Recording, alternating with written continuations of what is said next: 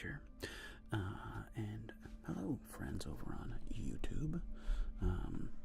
Irox and Mustafa Moyad and Beats Anonymous, Sam, XDit, Maya, Yulia from Russia. Nice. Represent. God, what time is it in Russia right now? It's gotta be like 2 o'clock in the morning. Long live the Helmut. Thank you, Irox. Chessination. Nice. What's up, Chessination? You guys are ready for Blackjack, I can tell. Love that for you. And we will be doing some live fake pretend Blackjack in a little bit. A little quiet on the YouTube end. I can bump that up a little bit. There we go. That should be a little bit louder. Yeah, that should be a little bit louder for you guys. But I'm not gonna speak at full volume, homies, because I have to pretend that we're doing some semblance of ASMR, don't we? I don't like whispering. I'm not a big whisperer. I like soft-spoken. But I mean, part of me really wonders, like, should I label my Twitch streams under just chatting? Probably.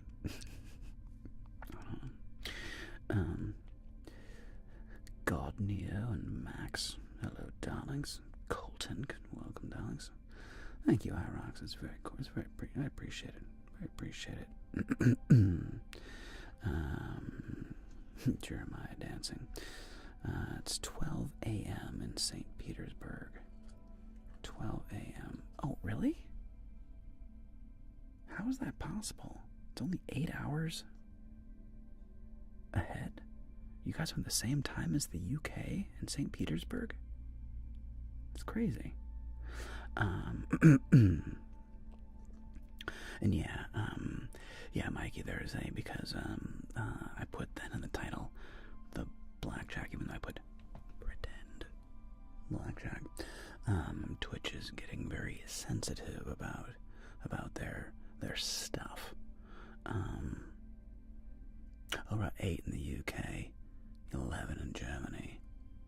So I guess it's 10 hours ahead in St. Petersburg. Oh, that makes sense. No, 10 hours ahead. Math. Thanks, team. That makes much more sense. 12 a.m. in Iraq. Dude, are you representing Iraq? That's wild, man. What's up, Miku? What's up, Kath? ARG Argentina. Sweet. Dream job. Nice, bro. Awesome. Chess game versus the Joker. I don't know. Maybe. Well, I can noodle that around. Megan, would you mind? Maybe there might be a little something I can do there. Maybe. Megan, would you mind throwing that up in the thing? Chess with the Joker. There may be something there I can wiggle with. Hard to say. That's a possibility. Yeah, it's not a big deal. And the thing, appreciate it, Megan. So they started adding an adult content label on my stuff, which is fine. I don't mind, whatever. I don't monetize Twitch specifically, and I don't monetize. I typically don't even bother to monetize my live streams. They're more an opportunity for you and me to connect, for you all to ask me questions and that kind of thing, and just kind of connect with my audience more. And I get more, way more, from the insane generosity of my fans than I ever do from the monetizing of the live stream. So I don't really care if it's labeled like adult content or whatever. I don't run ads on Twitch, so it doesn't matter. I guess I could run ads on Twitch, but I don't bother. 2 hours, they have nude. The name blurred on preview. I mean, yeah, Mikey, whatever. I don't care. People get to do, you do you, man. I'm a live and let live kind of a thing. I'm guilty of yucking people's yums before. Who amongst us hasn't yucked someone else's yum? Who amongst us, right? But I try not to, because why? What's the point? Am I trying to make myself feel better? Like, who cares? If you're an adult, my only thing is don't mess with kids. That's it. Like, just don't harm kids. Other than that, if you're 18, have a party, man. If everybody's consenting and you're 18, you do you.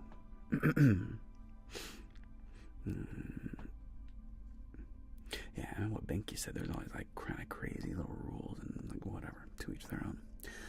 Little LeMay over on YouTube, I'm good. Harvey, yeah, I've been asked this before. I think I'm mostly Swedish, Norwegian, German, and then on my mom's side, something called Duke's mixture, apparently, which is English, Irish, and Dutch. So I'm basically a Northern European mutt with like a lot of Scandinavian influence. A lot of Northern European energy is my heritage. Yeah. Guten Abend, Johannes. Guten Abend. The multiverse for Ed and the Joker. Yeah, it's just it's tough. You have to, create dialogue scripts and like record all of your lines for the one character, and then either have somebody like reading them back to you so I could respond. Oh, maybe that's what I would do. That'd be a process though. So I would have to like record and have a conversation in my head as like the Joker. Okay, so I'm the Joker, and I have to have a conversation in my head with Edna Mode or whoever, Helmut, whatever, right? And then I'd have to transcribe that using AI, just have AI transcribe it for me, and then have like Megan read it back to me as I filmed the Edna Mode parts, and then splice those together. It would just be a giant pain in the patootie. I mean, I could do it. No, it's just too much of a pain in the butt. Like, one thing I'm very cognizant of is for me, and this, it depends on the kind of content creator you want to be. Yeah, like, it totally depends on, like, what kind of content you want to make. For me, one of my kind of like rules that have the reason I'm still doing ASMR after 5 years is, for me, I'm not a massive fan of like tons of editing. I really enjoy performing. I really enjoy being on camera and connecting and communicating with you all. That's what I really enjoy about this process. If I made my videos like really complex like that, like where I'm doing like like multiple talking and like layering multiple edits like that, I mean, maybe I'll do it someday. This is kind of like for funsies, but I'm just well aware that it's going to be a lot of effort. And if I did that a lot, I would burn out, because that's not what I find enjoyable as a content creator, But yeah, I've not seen the new Squid Games. And see, and Bianca, I agree with ASMRs. Oh my gosh, I'm so sorry. I'm so glad that helped Bianca, and I'm so horribly sorry for losing your friend. My God, it was brutal. So I'm glad that that brought you any bit of respite or comfort. But I'm so sorry. That's terrible. Hang in there. I've watched Squid Games up to I've just heard the last couple episodes are horrible, and I don't wanna ruin it, or if you will. So I don't know. Yeah, I just heard the last episodes are terrible. Which is sad, because it's a cool show. It's a great show. And Let's see. It's funny this video works the best for me to fall asleep to, and I have no good reasons why. Well, Kath, I mean, some people just like hearing the shh. I mean, hey, if you enjoy that, you enjoy it, you know? Just own it. Yeah, exactly, Mustafa. Got a little German in me, a little bit. Summer holidays. Unsure. Boy, I've been working up until last week. Like, we did our big end-of-the-year chess tournament. Was that last Saturday? It was. Boy, this week has been weird. I've just been kind of nose to the stone. We had summer camp, and then our big end-of-the-year tournament last Saturday on the 5th of July. And then Megan and I have been doing a thing that's been very intense. And it's just been like, I haven't even like thought about like being in summer break yet. It's like, brutal. I haven't checked out Fringe yet. I've been doing, Dolores. Seriously, the hustle is real, man. I've been doing, I got Megan into Hey Cat. Walton Goggins. Love Walton Goggins. Fallout. So we're like at episode 5 of Fallout. So far it's very fun. Pretty intense show, but I'm digging Fallout. But I'll definitely have to check out Fringe. Because I do love that kind of like weird universe, metaphysics, quantum, you know. Yeah, it's fascinating stuff. And I like how, and that's Unorthodox Beats. I've really heard that about the end of Squid Games, where it's like the end is like, womp, womp, womp, womp, womp, womp, womp. Yeah. Let's see, another financial advisor video. Yeah. Getting there out of Seattle. What's up, Seattle? Hope Seattle's doing great. Yeah, I go to bed. Alright, sweet dreams, Kath. Sweet dreams. Thanks for coming and saying hi. Appreciate it. From Nebraska, Greenland didn't watch. I've seen the original Twisters. I've not seen the sequel. Yeah, listen, I grew up in the Midwest, dude. And yeah, I don't like Jeremy. I don't like my name ending in Y. I shouldn't say that, because I don't mind J-A-Y. I just don't like my name ending in the sound E. I don't like Jeremy or Jerry. I don't know why. I have nothing against people named Jeremy or Jerry, but for whatever reason, I don't like being called Jeremy or Jerry. I just like Jeremiah or Jay or Jer. I don't know why. I couldn't tell you why. When I was a kid, I went by Maya. I don't like going by Maya anymore either. It doesn't land with me anymore. I don't go by Maya. So yeah, Jeremiah, Jay, or Jer. But like, whatever. I need to explain myself, obviously, Megan. People need to know why I'm the way I am. I must justify my existence to everybody. Sup, Linda.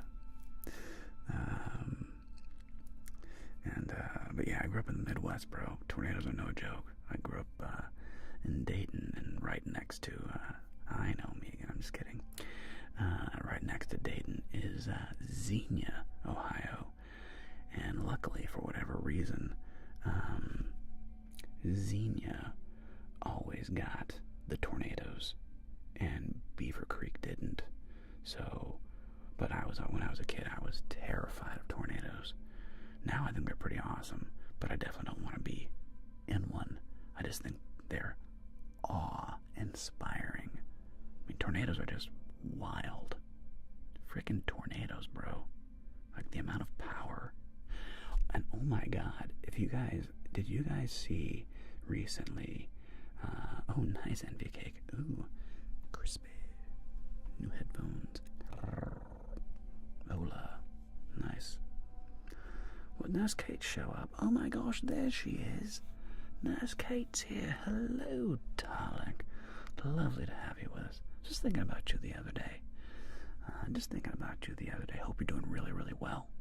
And And yeah, I hope you're doing really, really well. Hope you enjoyed that last meditation.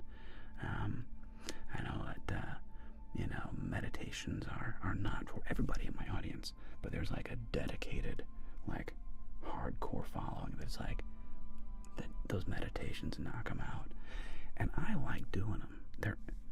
When I do those meditations, like it's kind of like my dad said. Hey Guido, good to see you, buddy.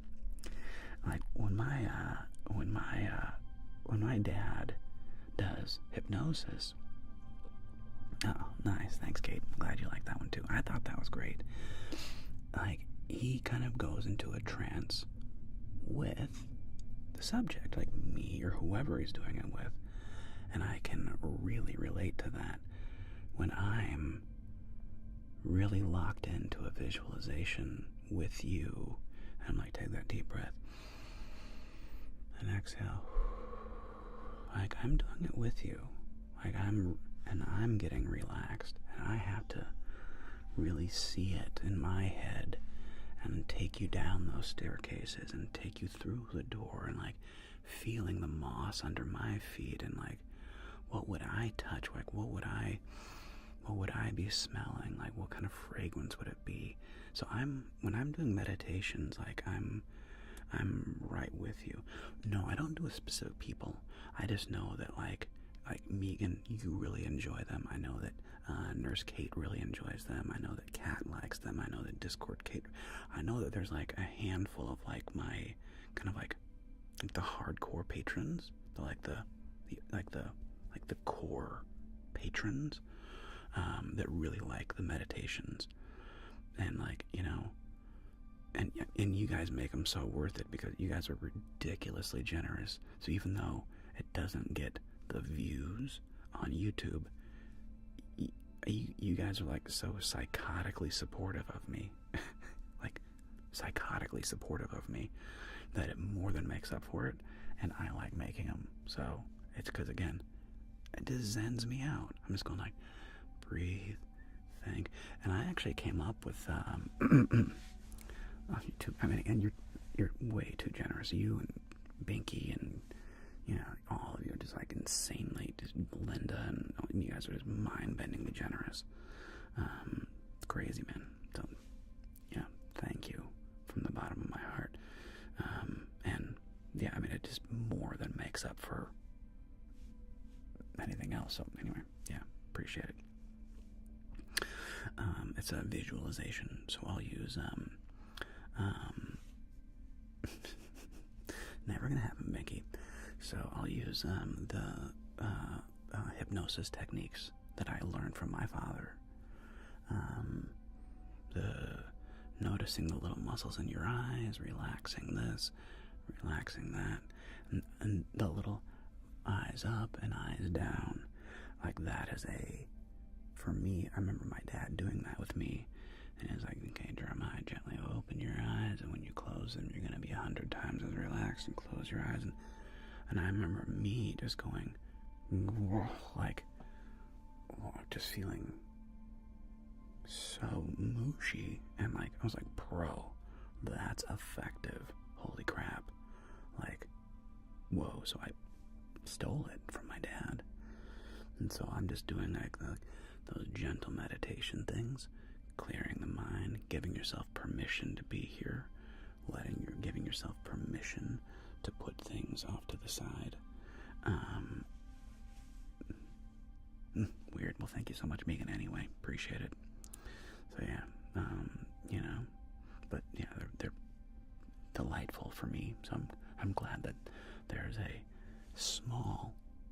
It's so funny. I'm like, it's a tiny audience. It's like 7,000 views. Which is like, that's 7,000 humans, man. Like, that's an insane amount of people. But like, by YouTube standards, if it's not 100,000 views, it doesn't even really count. Which is nuts, right? Like, it's crazy. But it's like, like, oh, it doesn't get any views. It only has like 7,000 views. And it's like, that's an insane amount of humans. Like, that's so many people. Yeah, so I gotta like be mindful of how I view things in my head, it's so weird how we all do this, right? It's this weird human thing. Yeah, and Sean, tornadoes do sound like freight trains. It's crazy. But there's these weird things that humans do where you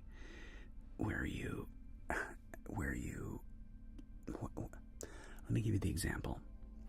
You talk about, or let me give you the example of the show Pawn Stars. I used to love the show Pawn Stars, right? And let's say somebody comes in and they want $100 for an item. Thank you so much, Megan. Let's say they're trying to get $100 for like an antique toy, okay? And then whoever it is, Rick or Corey or whoever says, "No, I can give you $25," and they're like, $25, and let's say they settle on $60, okay? So that's only $40 difference, but it's like half of what they wanted, right? Right? It's like half of what they wanted, but it's $40. And then somebody comes in with something that's like really valuable, like a classic guitar that's worth $70,000, right? And then they'll negotiate from $70,000 down to like $50,000. Well, yeah, the difference is like the same, but there's a $20,000 difference there, right? And so like with YouTube, it's like 7,000 humans or whatever is so many people, but then you get this weird comparison against 100,000, and that doesn't seem like much. And then you get into the same thing where it's like with houses, where if you're one thing, as you get older, you kids out there, you'll start to like scroll through Zillow and Redfin. It's so weird. As you get older, you'll just start like scrolling through Zillow and Redfin, and it's like, what are the house values, or what are the home values around me? It's crazy. That and bird watching really sneaks up on you, man. One day you're just chilling, and the next day you're like, oh my god, is that a red-bellied warbler? And you're like, what is that? Oh my gosh, that's a red-tipped house finch or whatever. And you're just like, when did I get into birds? Anyway, it's weird. But the other thing that's weird is you'll be going along and you're looking at home values, right? And it's like, well, one house is 1.3 million, and another home is 1.6 million. And it's like, 1.3, 1.6, it's kind of the same thing, right? No, that's $300,000. Like, that's an entire house in the Midwest. Oh, it's 1.3 to 1.6. It's kind of the same thing. No, it's not the same thing at all. But humans are, we just do that. You can't. It's the way our brains like process numbers. It's very weird. I don't know if there's a way of like not doing that. Maybe there is. I don't know. Let's see, Killa. But I would like to be a storm chaser. Dude, that makes total sense, man. Yeah, thanks, Fab Santos. Much appreciated. That was Batman doing ASMR. Not today, my friend. Not yet. But being a storm chaser, be sick. Crazy cool job. And Fab Santos, obrigado, my friend, representing Brazil. Obrigado. It's awesome that you're here, man.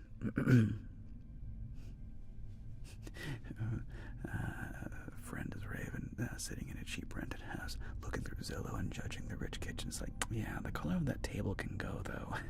Exactly, bro. I know, I love looking at houses that are, like, $4 to $10 million, that are just, in another world of, like, expensive. And it's like, looking at them and being like, ooh, do I like this house? Do I not like this house? Ooh, what do I think of this one? I don't like the way they did that. I would have done it this way. I love doing that. Oh, man.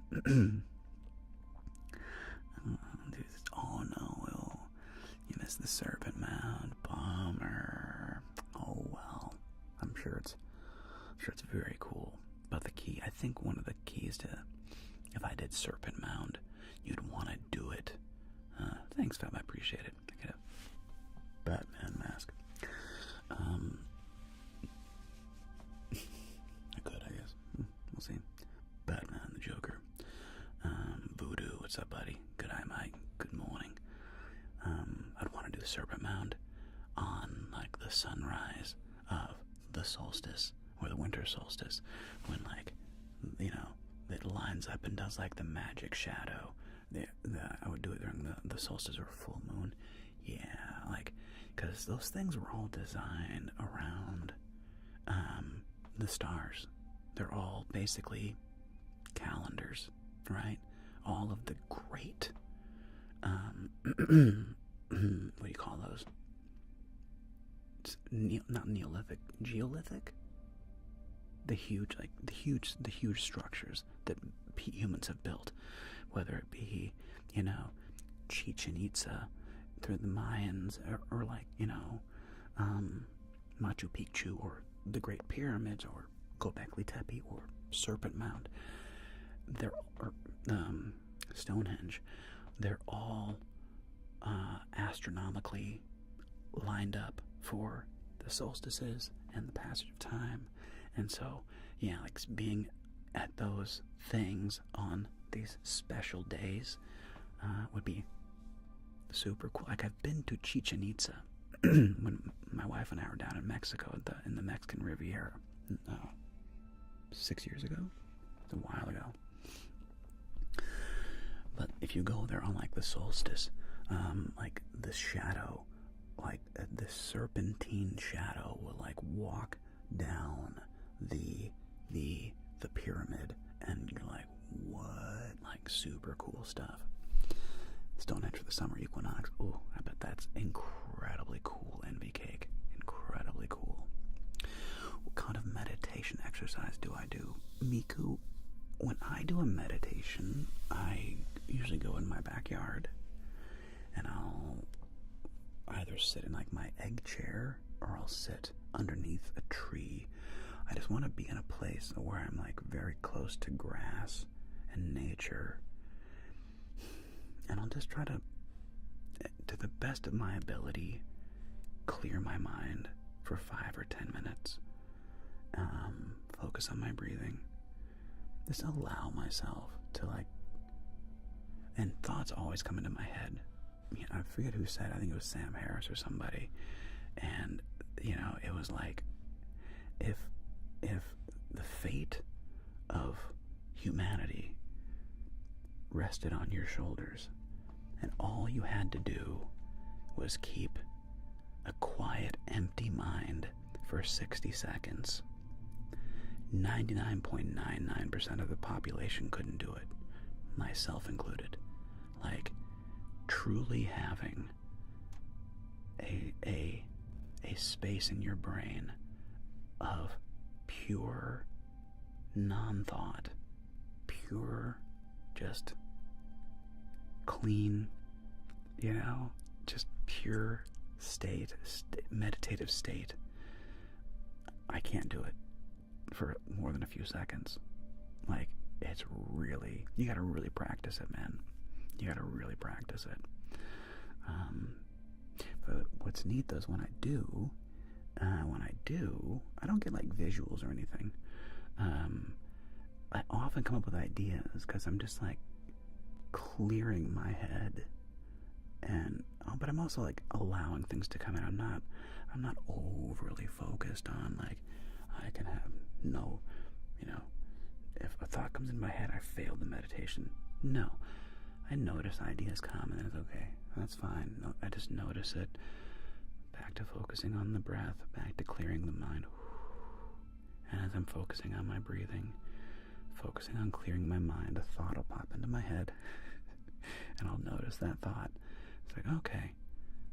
And try to push it off to the side gently, gently. Push it off to the side. Focus on my breath. Focus on being present, right?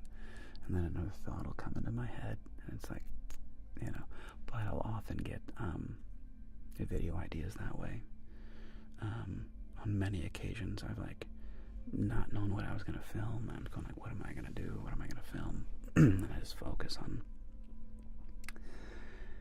clearing my mind, and then oftentimes magically an idea will just pop into my brain, and then it's like, that's what I'm doing today. And it's like, usually it's kind of like, not always, that's the thing. And I can't force it. If I'm like, okay, I need to force this idea, it never happens. I have to let go of any outcome, which is very difficult. It's so hard to let go of outcome. Like, every meditation thing, like, give up in order to, right? There is no in order to. There's only the now. It's so hard to do. It's easy to say. It's so difficult to actually do. And when I do, I often have these like neat ideas, and they'll kind of go like ka-chunk. It's like, that's what I'm doing. Cool. Boom. And I'll have it. But I only get that if I have to really give up the trying, which is, it's very counterintuitive. You're trying to sleep exactly, your mind's going, right? Yeah, but I have to give up trying, or in order for things to come. Yeah, it's annoying. It's annoying. I wish we could force it. But, alas, the more we resist, the more things persist. The more we try to force an outcome, the farther away it gets. Many times, oftentimes. Oh, to be human. Oh, to be human. Hey, Jessica. Yeah, Mustafa, me too, bro. Me too. Oh, I do, Mustafa. I have my audience is always giving me ideas. Some I do immediately. Some I'm like, oh, that's a fun one. Like a recent fun one was, somebody said Judge Joker, but I was like, Judge Edna Mode would be funner for me. I was like, let me do Judge Edna Mode. Like that was an audience suggestion. I've done several audience suggestions recently, and they have to hit and land, and they have to be doable. Like I said, and I'm kind of, it's not that I'm a lazy creator. I don't like tons of editing. I don't like doing tons of editing.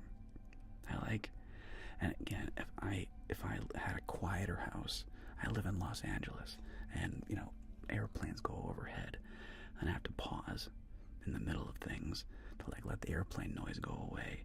I mean, if I had a true soundproof studio, I would do almost everything in one take, and it would just be like, boom, start to finish, no cuts, and just one take. It's the dream. That would be amazing. But whatever. Yeah. Oh, my point is, but I don't like doing a ton of editing. I don't like doing, I love the idea of, you're welcome, Miku. I love the idea of, doing Edna Mode meets the Joker, meets Helmut, meets, Dimitri, meets Bro, and have these, characters meet, but it's, shockingly difficult.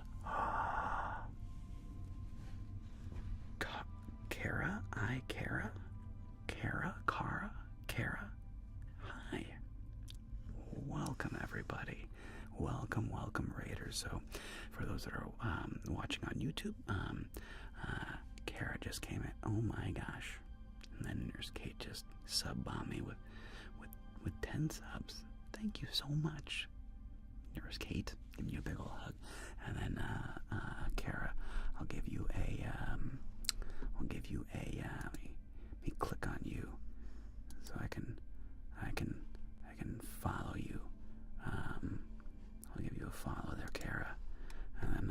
I'll give you a raid back one of these days. I like that. And so what I will do is, first of all, Nurse Kate, thank you. Let's give you a big ol' hug. Appreciate it. Thank you for the subs. You are too kind. Big ol' hug. Thanks, Kate. Come here, other side.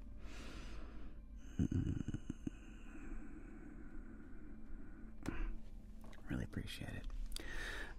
The music in the background is from a friend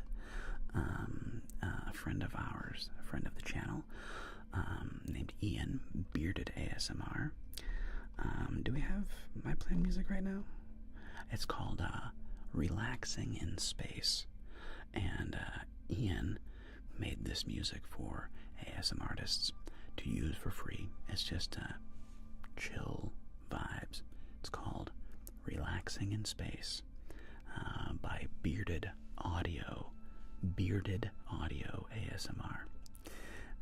You got it, Nurse Kate. Well, thank you so much for stopping in and saying hi. Wishing you all the best. Have a wonderful, beautiful evening, Kate. Mwah. Until the next time. Auf Wiedersehen. Hey there, Noah Drone. Nice, mate.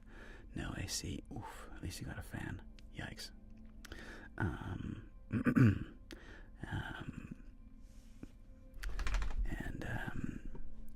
Lars representing the Netherlands.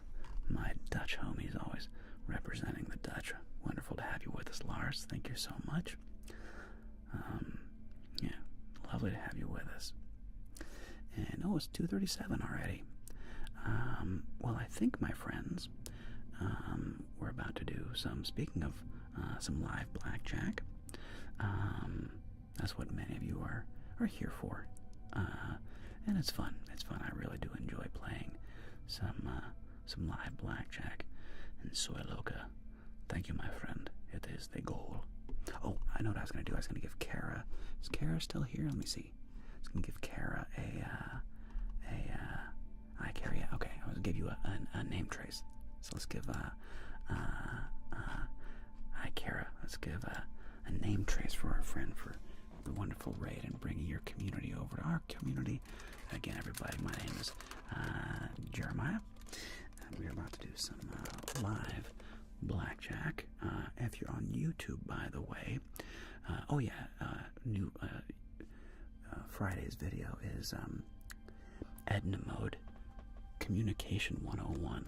So Edna Mode is your college professor or high school AP professor.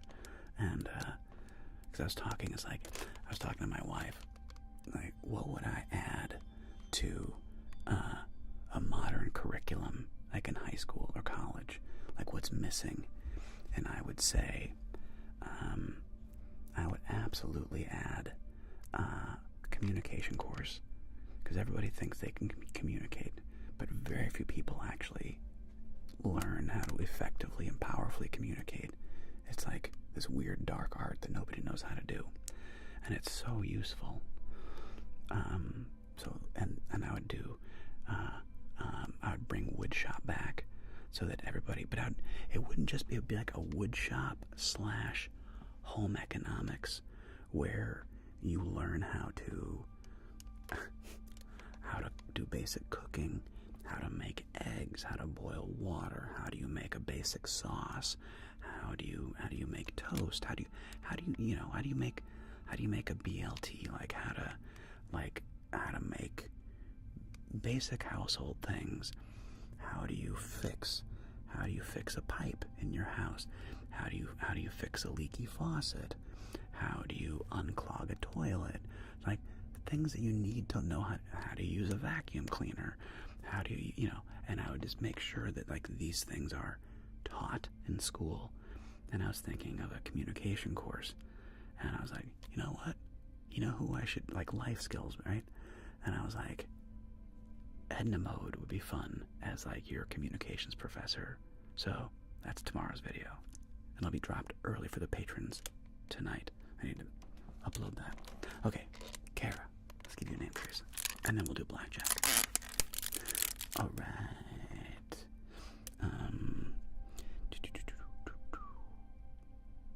Like 500. Good.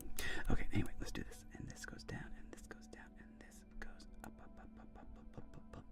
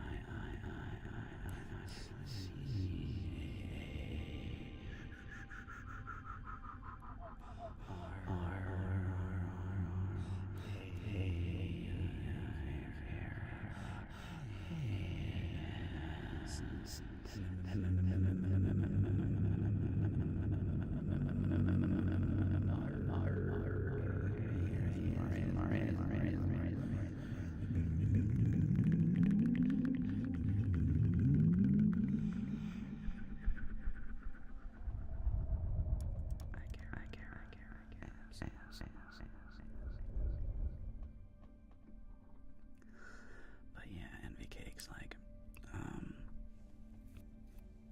yeah, some people definitely, I'm always shocked to learn that, some people, don't know these kinds of, like, basic skills, like, how do you use a caulking gun, right? It's not super intuitive. How do you use ratchet straps? It's like they're easy, but they're not super intuitive. And somebody should be shown how to use these tools in life. So that's what I would add to high school. Basic cooking, basic wood shop, how to use a skill saw, how to use, not even a skill saw, well, that too, how to use a cordless drill. I mean, basic stuff. How do you use a cordless drill? How do you use a hammer? How do you, and just like basic shop. And then, if you want to go into more of that, like advanced wood shop, I would show you how to make, I would show you how to like make a chessboard, which is a really neat, it seems kind of advanced, and it sort of is, but like making a chess or like a checkerboard, it's all good, Sean, I don't care, buddy, you're fine, bud, you're good, Sean, it's like neatly, really satisfying to make, and so I'd have like that be like a project. Anyway, that's what I would do if I was running a school curriculum. I'd of course have English and math and history and science and biology and chemistry and life skills 101 and communication, how to resolve conflict, not how to do chit chat, not how to do small talk, how to powerfully communicate. Yeah, that'd be like a course I'd be super cool, super into. Okay, and thank you, Amaya. All right, without further ado, let's play a little live blackjack, because it's fun, all right? I think so, Dolores. I think it'd be helpful. All right, let's do some live blackjack. So I'll be back in a few minutes, and my favorite video game is World of Tanks. I like playing World of Tanks. Oh, a fuse box, right? What's a fuse box? How does a fuse box work? Oh yeah. Anyway, be right back, team. Give me 2 minutes, 2 minutes, maybe less.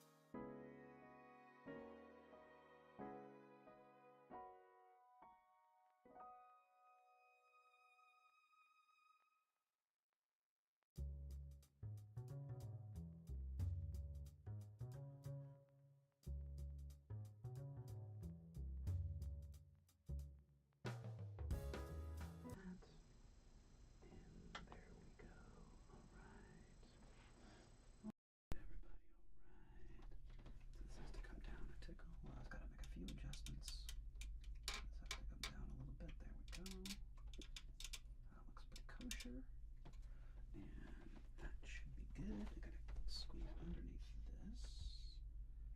Nothing important there. Okay, good. And come under here. And come around here. And alright, team. Here we go. Alright, good. Should probably raise that up a tickle, but that's okay. That's alright. I should raise that up a little tiny bit. It's a little bit low. And bring this guy up a tiny, tiny bit to there. There we are. Okay. Okay, my friends. So, this is Pretend Blackjack Live. Of course, the goal of this is to more or less entertain you. There's no money involved. Twitch, pay attention. YouTube, there's no actual money involved here, okay, team? But we are going to be teaching you basic strategy, basically. So if you would like to play some blackjack and learn basic strategy and play along, you do need to come over to Twitch. If, like Naughty by Nature said over on YouTube, if you would like to be a part of this, excuse me, join us on Twitch. Just because they have a like a 3-second delay or a 5-second delay, and YouTube has like a 30-second delay. So we can actually play quicker and like much more realistically if we're on YouTube. I'm sorry, Twitch, not YouTube. So everybody's gonna get 300 in fake chips. So the black chips are 100s, the greens are 25s, 1, 2, 3, 4, and the blues are 10s, 1, 2, 3, 4. And one more stack here, and 1, 2, 3, 4. Oh, I need my phone. I need my phone so I can read my mods. I had my phone plugged into charge because it was super low, but I should have plenty of juice now. Oh yeah, I'm almost fully charged. I'm almost fully charged now. Alright, let me go to my Discord. Hello, Discord. And Binky says, our first players of the day are Finn, R. Hartst, and Noah Drone. And today's date is the 10th of July. So it is 7, 10, 25. And the first players are Finn. And that's Finn 0818. Finn 0818. And we don't like that paper. I can't see it. Let's go here. Let's do this. Much better. 7, 10, 25. Finn 0818. And R Hearts 2607. R Hearts 2607. And Noah Drone. Noah Drone. Alright, my friends. Alright, so, 3 players. My cheat sheet ready just in case we have a weird situation that comes up regarding basic strategy. And our first player is Finn. Finn, my friend, what is your wager to start us off with? 150, very good. 150 to Finn. And second position is Hearts. Hearts, what is your opening wager, my friend?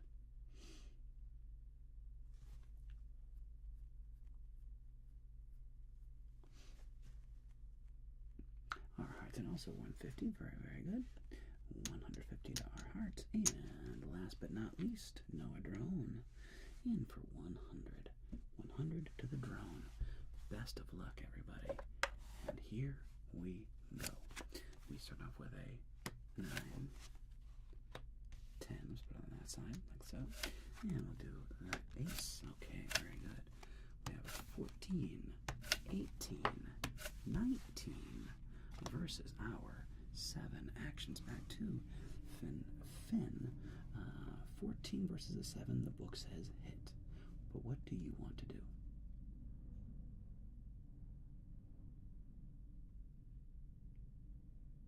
Finn is going to hit, and let's keep it small. How about a 20? Very good. You're going to stand on 20. 18 against a 7 is an automatic stand. I'm sure that 19 against a 7 is a stand. Ace 8. That has to be a stand. There's just some weird ones with aces, though. Yeah, that's right. Ace 8 always stands, except for against a 6, it doubles down, which is kind of weird. But yeah, Ace 8 versus a 6, you double down. But otherwise, that's an automatic stand. Let's see what happens. And 7 becomes a 16. Beautiful. 16 becomes a bust. Everybody wins. 100, 150. Very nice. And 150. All right. Winners, chicken dinners. Congratulations, everybody. Congratulations. Starting off on the right foot. Here we go. Round 2. Actions back 2. Finn, what is your wager, my friend? 200 this time. All right, 200 to Finn. And hearts.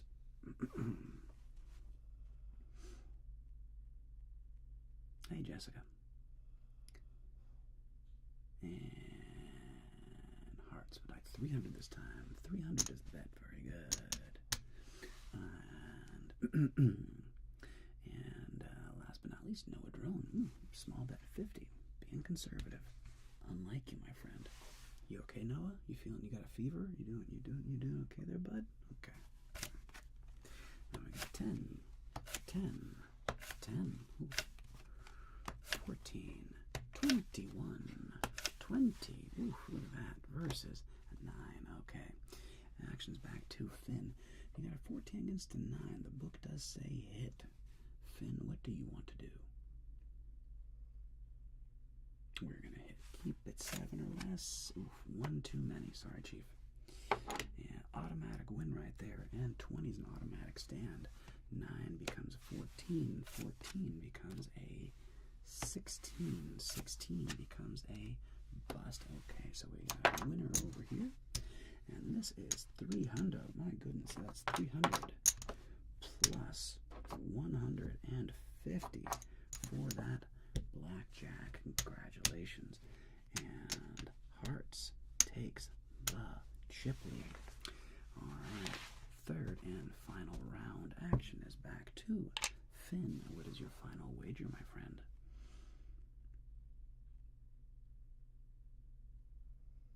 All into the Finn. Finn is all in. And hearts, what is your final wager?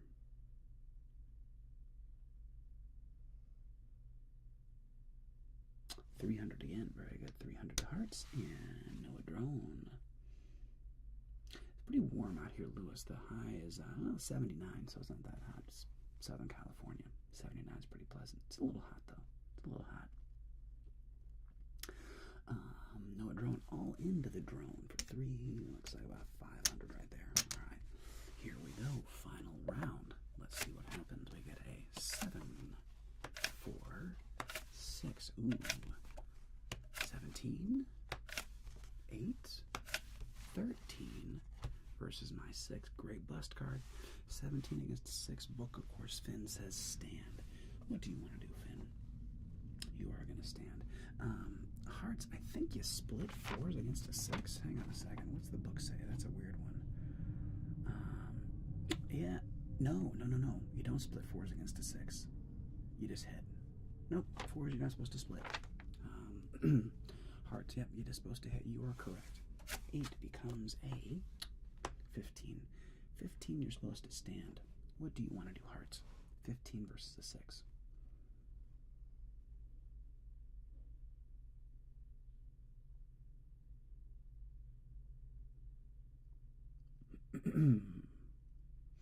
What do you want to do there, hearts? You're going to stand. That's what you're supposed to do.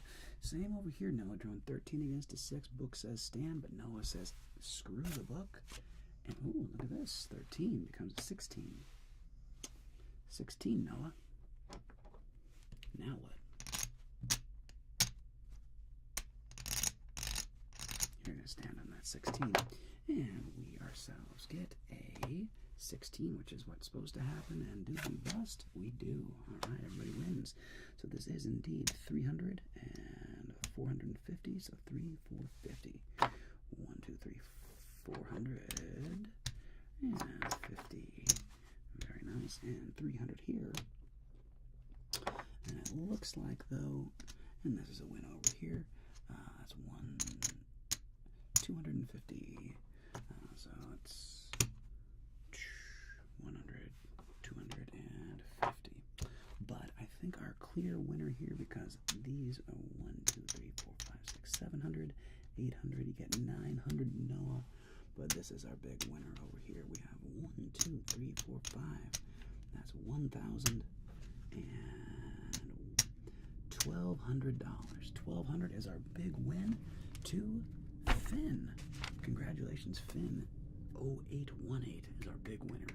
Nicely done. Everybody won here today. Everybody won, but Finn is our big winner with 1,200. Nicely done, Finn. All right. Off to a good start today. Okay, and we're going to have 3 new players. Let me reset the chips. Everybody sit back to 200. I'm sorry, back to 300. Getting everybody back to 300.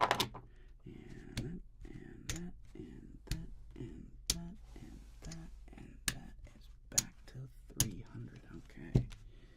Nice. And the players are going to be, and this time, players are going to be Envy Cake, Linda, and Darkest Claptrap. Okay, Envy Cake, Linda, and Claptrap. Alright, actions to Envy Cake. Hey there, Claptraps. Oh, did I say... Oh, I meant hearts. My bad. Hearts won. Hearts. I'm sorry. Thank you, Finn. You did good, but it was hearts. You're at the second player. Hearts. Our hearts. 2607. My bad, buddy. My bad. Thank you, Finn. $1,200. And our big winner was our hearts. Thank you, Finn. Thank you. Well done, our hearts. 1,200. There we go. All right. Okay. Oh, I just lost everything on my thing. What was your wager there, Envy Cake? All I see now is Streamlabs and, like, you know, my message, because I have my font made huge. There we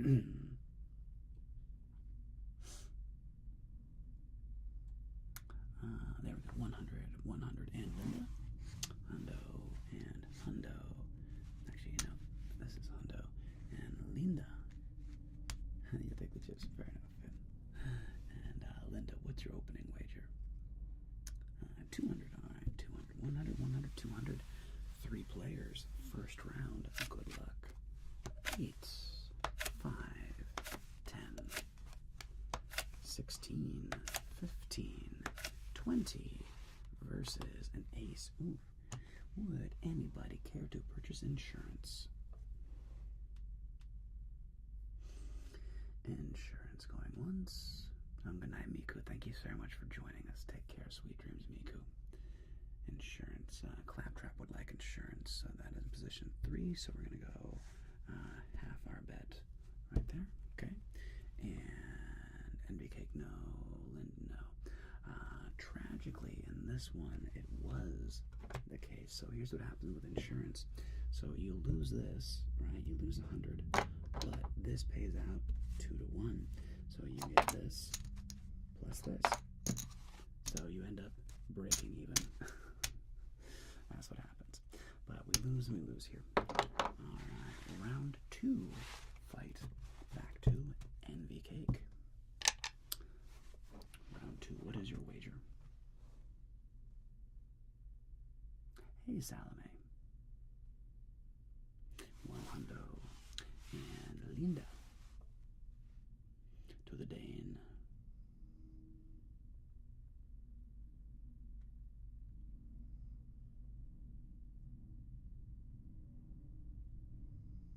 And also Claptrap. 50 and 100. And the count plummets. Yes. 50 and 100. 1, 2, 3, 4. Okay. Here we go. 8, 10, 4. Again, wow. 12, 14. This is a 10. Okay. You always split aces and eights, Envy Cake. Do you want to split? Split, please. And we're going all in, basically. All right. Ocho, number one. First eight gets... Wow. Well, you have no money to split, so what do you want to do? You want to hit 16, or do you want to stand on 16? You want to hit 16 or stand 16? You're going to stand. Second eight. 13. You want to hit 13 or stand on 13?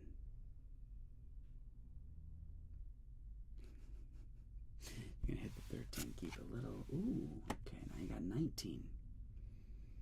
You're going to stand on 19. Linda, you got a 12. What would you care to do, Linda? You got a 12, this is a 10. Stand, Envy Cake, very good. And Linda, 12, this is 10. What would you care to do? We're going to hit that 12 and it becomes a 16. 16 to the Dane.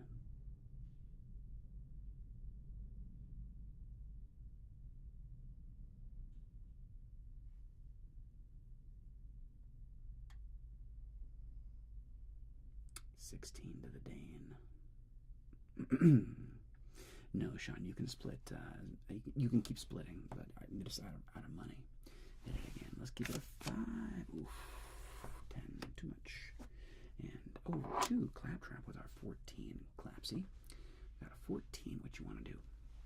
Yeah, we're going to hit that 14. Let's keep it 7 or less. How about a 20? You can stand on that. And we have 20. So that's a push. And tragically, that does knock out our friend Envy Cake. Sorry, Envy Cake. It wasn't meant to be. Last round. Fight. Linda, what is your wager? No. Boo. Boo. Rubbish. Filth. Muck. Slime. Boo. Boo. Boo. No, in fact, Sean, what was the one that I did where I had all in for 50 and Claptrap. Hondo again, all right. I had like 3 or 4 aces in a row. I just kept splitting aces. It was wild. I got a 5. And speaking of aces, 21. All right. Versus our 7. And a soft 16 against a 7. Book says hit Linda, of course. What do you want to do?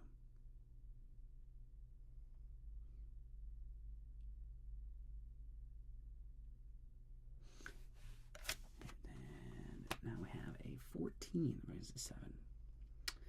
14. I'm sorry, 15, my bad. 15 against a 7. Book says hit. It's hard to hit a 15, but you're supposed to. What do you want to do?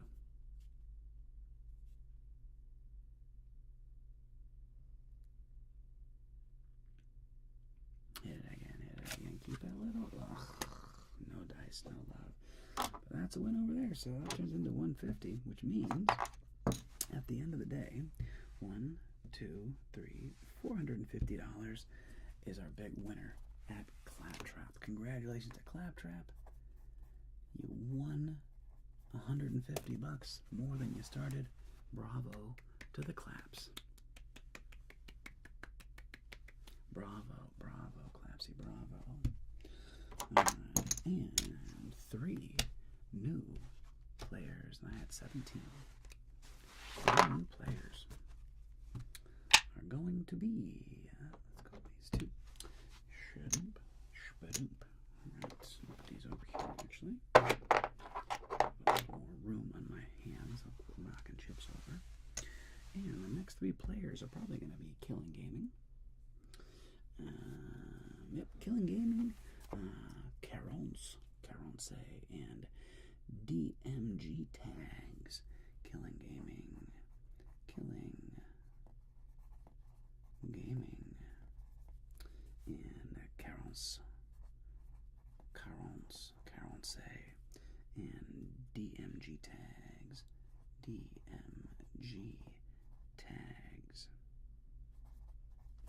And Killing Gaming, action is back to you, Squire. Killing Gaming, what is your opening salvo?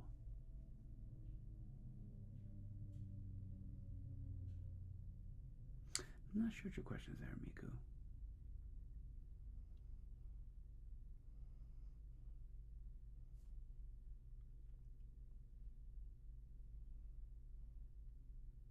Well, interesting question. Is there a way to see the queue? Honestly, I'm not sure if there is. Unless you're a mod, I'm honestly not sure if you can see the queue. Maybe there's a way I can add that, Binky? It wouldn't be a terrible idea. I wonder if there's like a widget that I can add that like shows like the gaming queue. Yeah. Yeah, I don't know if there's a way to like have that as like a widget visualization. I'm guessing no. Hey there, Cat2. And actions back to Carol's. Carol's, it is your opening wager. Going good, Cat2. Thank you very much. Ooh, is Carol's not with us? Well, there they are. 100 to Carol's. And DMG.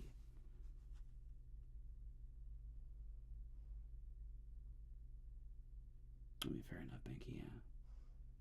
$1.50, fair enough, Binky. Yeah, and whatever you say, I genuinely don't have a dog in this fight.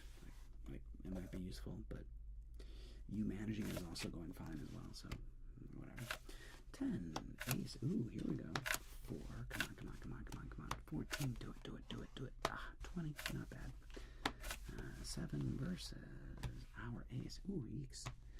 And would anybody care to purchase insurance? No, Adron, you are correct. I have lost some viewers with this new guideline. It is what it is. I seem like I'm down about 30 or 40 viewers than typically because of the new thing, but what are you going to do? No insurance, very good. And Carol's, DMG, no. Carol's going once. Carol's going twice. And no insurance. Play on. It's not a blackjack this time. Okay, action's back to Killing Gaming. You have a 14 versus an ace. What do you want to do? Book says hit, of course, but what do you want to do, Carol's? No, I'm sorry. Killing Gaming. We're going to hit 7 or less. 16. Oof. What do you want to do there, Gaming? You got a 16 versus that ace.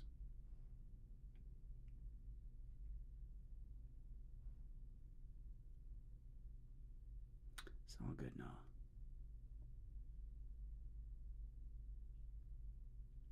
What you want to do there? You're going to stand on that 16. All right, 20 is an automatic stand.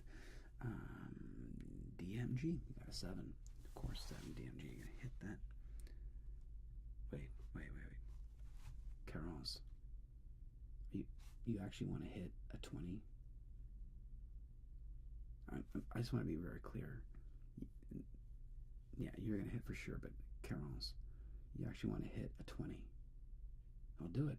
It's your, but you never hit 20. 20 is an automatic stand. I'm going to verify if Caron says hit or stand one more time. I just want to verify because I say stand, but you're the boss, not me. I'll do what you want. No, sorry, just making sure. I was like, there's no way, right? Just making sure. All right, 7, of course, hits. 7 becomes, a 13. Back DMG. 13 versus that ace. What do you want to do there, bud? What you want to do there, bud? 13 versus my ace.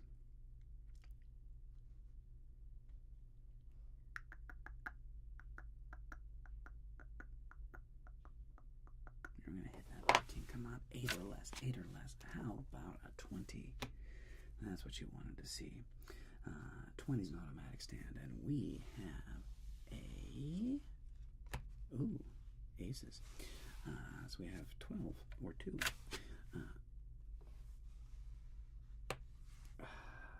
3 aces. Okay, so now what do we have?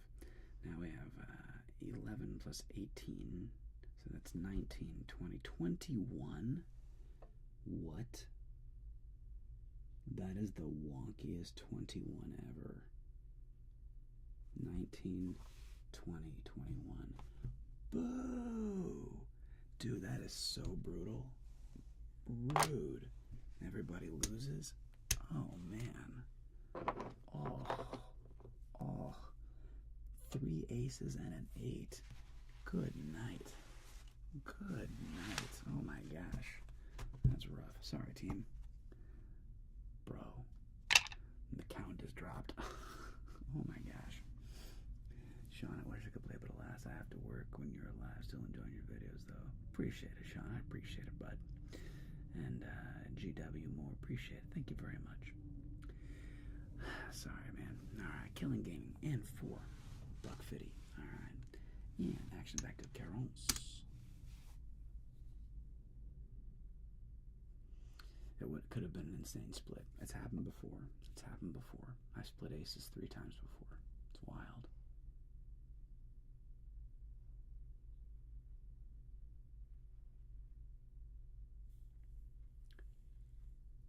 And wagers, I should say, for Carons and DMG. 100 and DMG.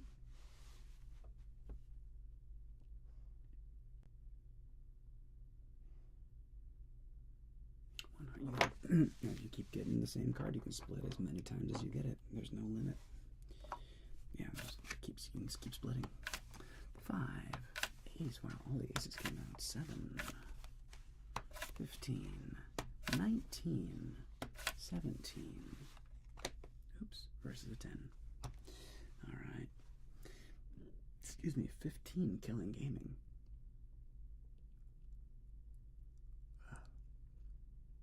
We're going to keep it a 6 or less. 20, not bad. Stand. 19 Carols.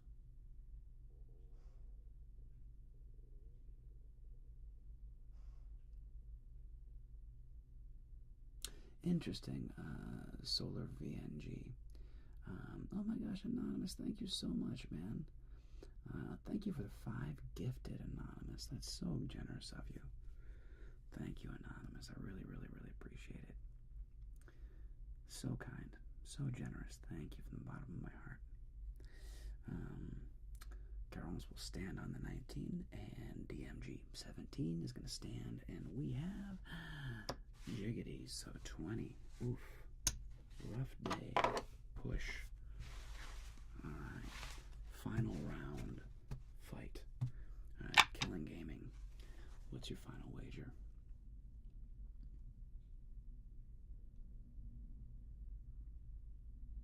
All in. Okay, for 200. All in for 200. And next is Carol's. What is your final wager? DMG all in for 50. Carol's.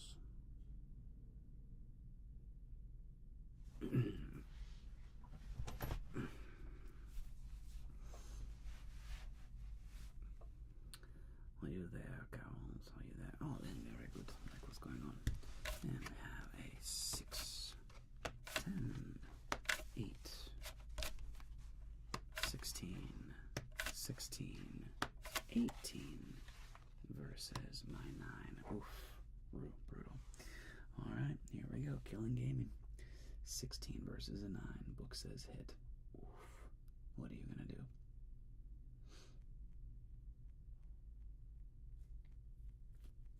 Hit. Alright. Ooh. 1 too many. 22. Counts. Same thing to you. Book says hit. What do you want to do? You did Killing Gaming. It wasn't your night. It wasn't your night, buddy.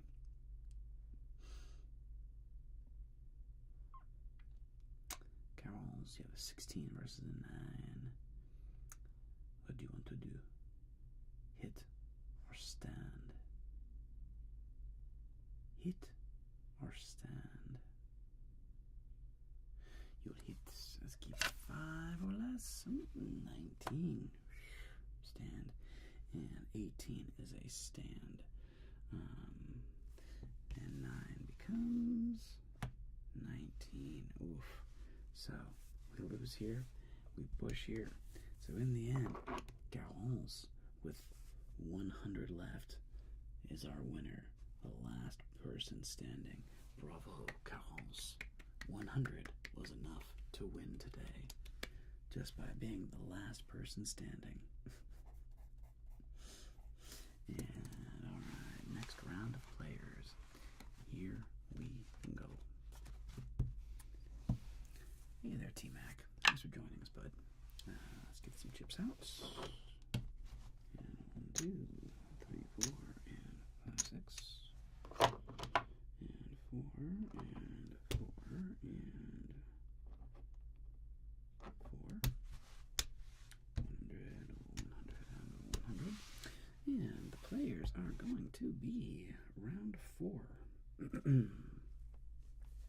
Dolores, Jeffy Boy, and Finn again. Finn 0818. Alright, Dolores. Dolores, Jeffy Boy. My name is Jeff. Jeffy Boy 8. And Finn 0818. Alright. Dolores, my dear. Good game, DMT. Good DMG. Good game. GG. GG's. Bit rough, but appreciate you all. Dolores, what is your opening wager, darling? Excuse me.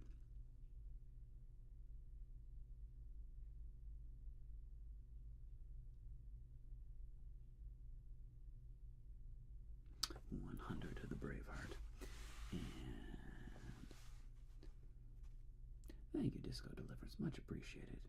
And Jeffy Boy for a hundo. And Jeffy's in position 2.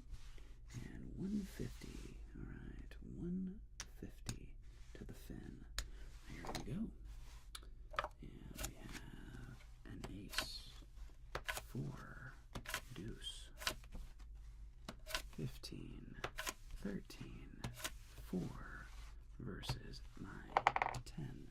No blackjack. Saw 15. Actions back to Dolores.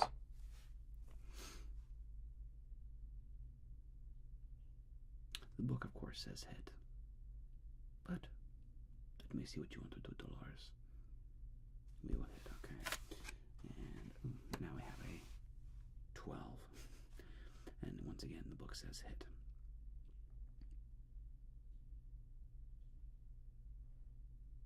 But you have a 12. Dolores, what would you care to do, darling?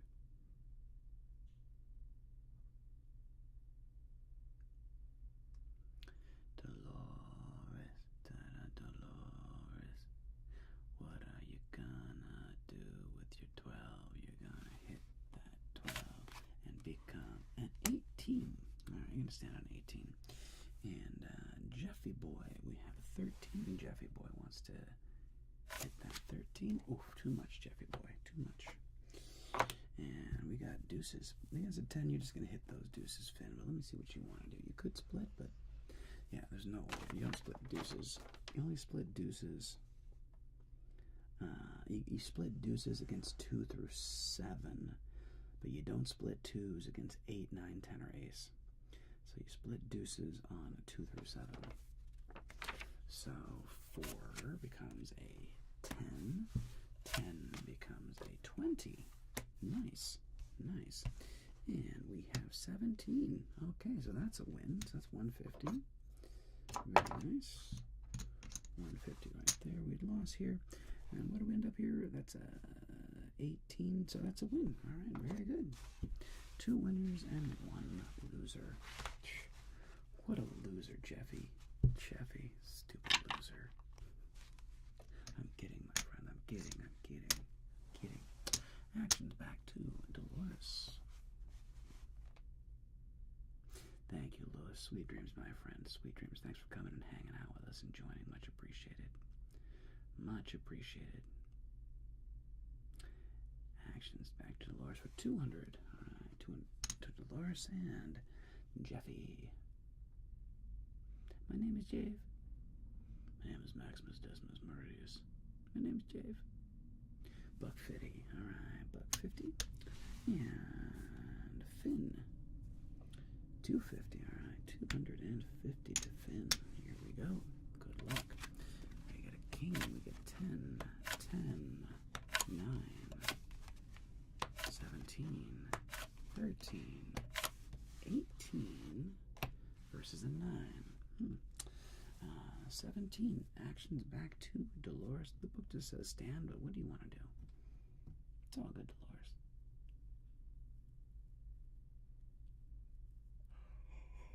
Boy, got the sleepies all of a sudden. Got the yawny on. Sorry, people. Didn't get my nap in. Wait, Dolores, you're gonna hit? 17 hits. Bust. Jeffy Boy, 13 versus a 9. Book, of course, is hit.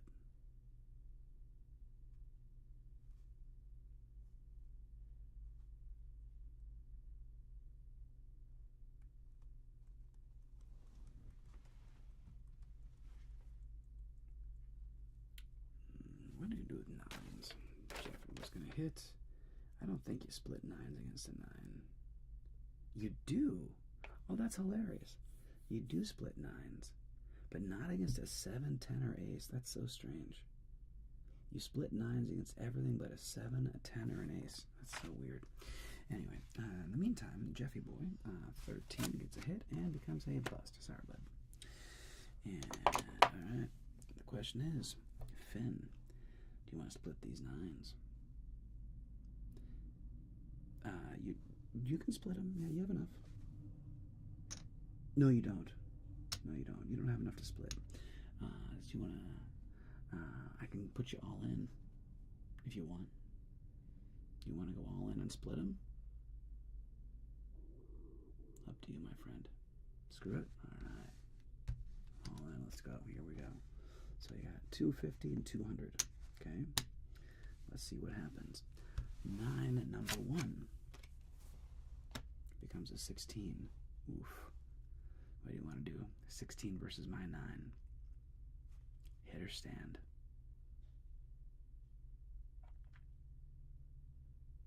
You're going to stand. 9 number 2 becomes a 19. Okay. That's better. We're going to stand on that 19. We have a 19. So push, loss. Luckily, you lost the small pile. You only lost 200. And everybody else busted out. Alright, so here you go. Final round. Fight. Actions back to Dolores.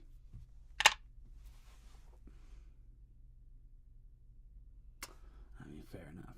Also true because, yeah, either way. Exactly. And 100 for Dolores. And actions to Jeffy Boy. You got 50 left. Alright, all in for Jeffy for 50. And Finn.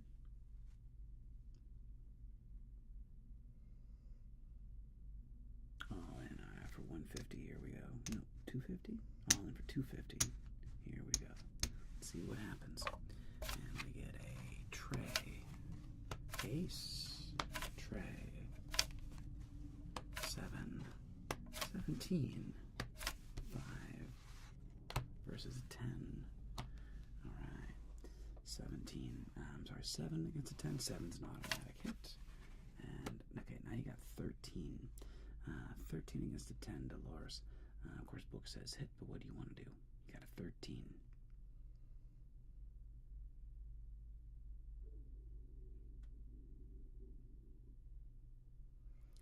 Salome, merci beaucoup, merci beaucoup. We're going to hit, and that becomes, 17. Book says stand on 17 here, but what do you want to do?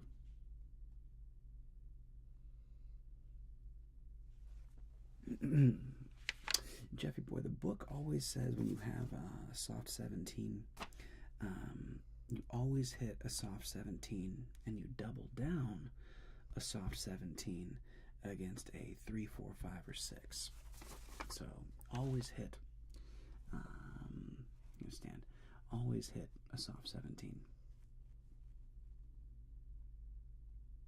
That's what the casinos all do now, because mathematically speaking, that like gives you like a point something, gives like a point something advantage. It's a tiny fractional advantage, but mathematically speaking, you're better off hitting soft 17, according to the book. We're going to hit and see what happens. There, now hard 17, now you stand. And a 5 is an automatic hit. And now you got a 15. Alright, Finn, you got a 15 versus the 10. The book says hit. What do you want to do? 15, you're going to hit that 15. Oh, how about a 20? There you go. And I have, I only have 14. 14 hits and becomes a 21. Oofsa. Oof. Oof. Oof. Sa. Oof. Everybody loses. That means Dolores, with some conservative betting, Dolores, you won. You got 100 left. Bravo, Dolores. Bravo. Bravo to Dolores. A couple low hands there, back-to-backers. Only $100 a piece. Whew. All right. We'll do a couple more hands here, and then we'll go back to finishing out with some live chit-chatting. And we have, who are the next 3 players? Darkest Claptrap, Cat, and Ocelon. We got Claptrap. And K-A-A-T, Cat. Cat. And Cat 0-0. And Ocelon. O-S-C-I-L-L-O-N. Ocelon. Real life. R-L. Alright, let's try this again, Clapsies. Let's try this again. Let's get some chips for everybody. And 1, 2, 3, 4, and 5, 6. And there we go with that. And there we go. That's 300 and 300 and 300. Okay, first up is Claptrap. Claptrap, what is your opening salvo on this round? 100. And actions 2. Cat with 2 A's. Cat. Cat. Cot. I don't know how to say your name. Cat. I'm gambling a cat all in for 300. Alright, let's see what happens. And Ocelon for a hundo. Let's see what happens. Here we go. We get a 5. 10. 15. No, it's a 10. Now we get a 13. Hey, Cowboys are good. 19 versus my Cowboy. Okay, 13 against a 10. Actions back to Clapsy. What you want to do there, Clapsy? 13 against a 10. We're going to hit 13 and, how about an 18? 18, you're going to stand. That's an automatic stand. That's an automatic stand. Let's see what happens. 18, that means everybody won. So 100 there. 1, 2, 300 to there. And 100. Oops, that's not 100. That's 100. 100, all right. Everybody wins. There we go. Starting off big. And round 2. Back to the clap. Apparently, Cat, you're lucky. Ooh, Clapsy, did you push? You didn't win, you pushed, though. Oh, thank you. My bad. Thought you won. Oops.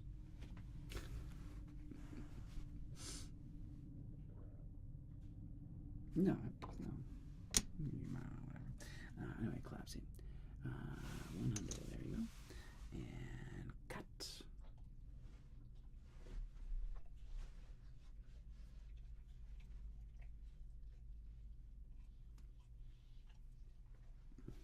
And 250 over here. And all in again. Okay, here we go. And let's see what happens. And we get an ace, 5, 9, 18, 15, 13 versus my deuce. Okay. 18 against the deuce. What is that? Ace 7 against the deuce. What does the book say? Wow, that's so crazy. Ace 7 against the deuce says to double, Dolores. Do you want to double? Stand? Hit? What do you want to do? I didn't realize the book said double down against the deuce. That's wild. You got a soft 18 though. What do you want to do?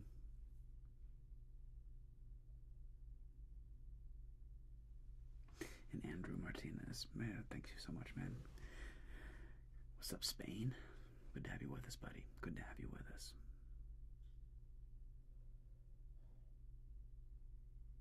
Alright, it says, taking the book's advice, we're going to double down. You get one more card. That soft 18 becomes a 19. Alright, well, there you go. 15 against the book says stand, cat. Book says stand. What do you want to do there, cat? You got a 15.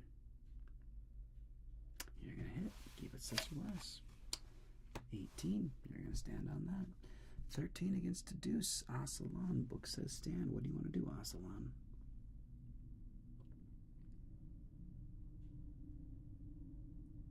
You're going to stand. Follow the book and let's see what happens. That's turned into an 8. And then go away. Spam.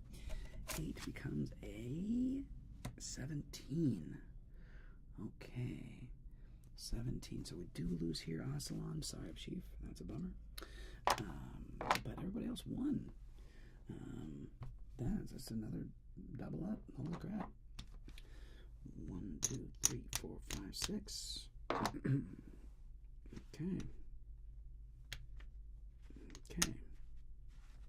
And that's a win over there for Dolores. All right. And the last round. Let's see what happens. Dolores, you are up.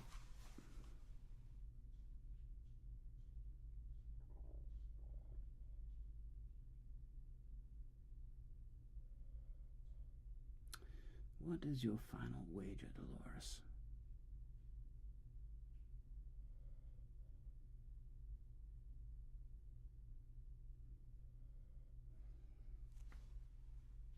Oh, not Dolores, I'm sorry. Claptrap, my bad. Clapsy. 100. Dolores is the last round. Claptrap, darkest Claptrap, in for 100. And Cat.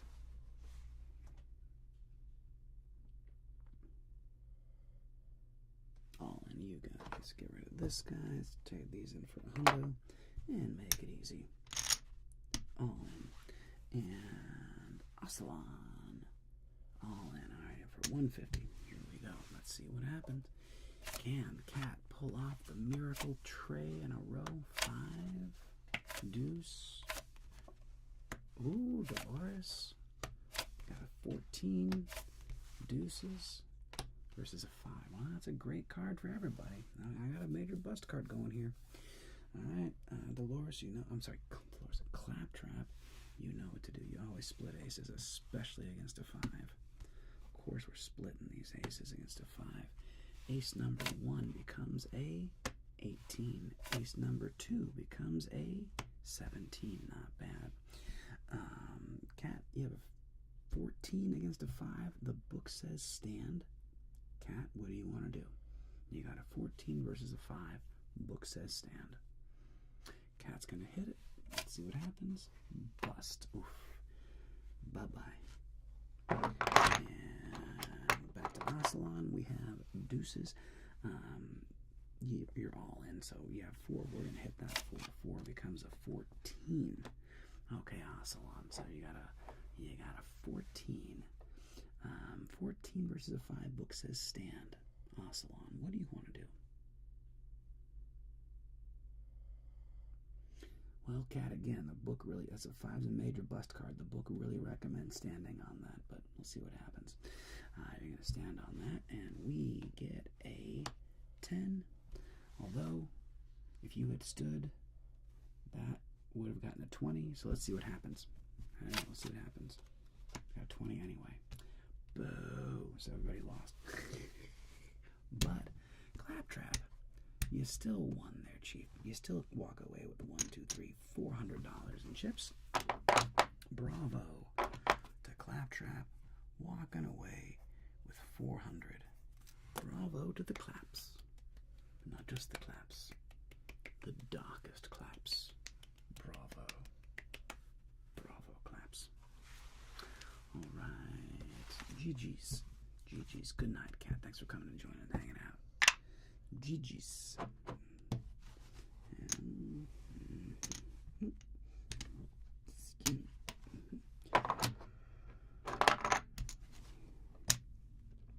Okay, who is in this round? Let's find out. This might be the last round here today. We'll see. 338. That's it. Never mind. So we're done. Empty queue. All right, everybody. So we're going to call that blackjack for the day. I'm going to come back up. The last 20 minutes. Be right back. Be right back.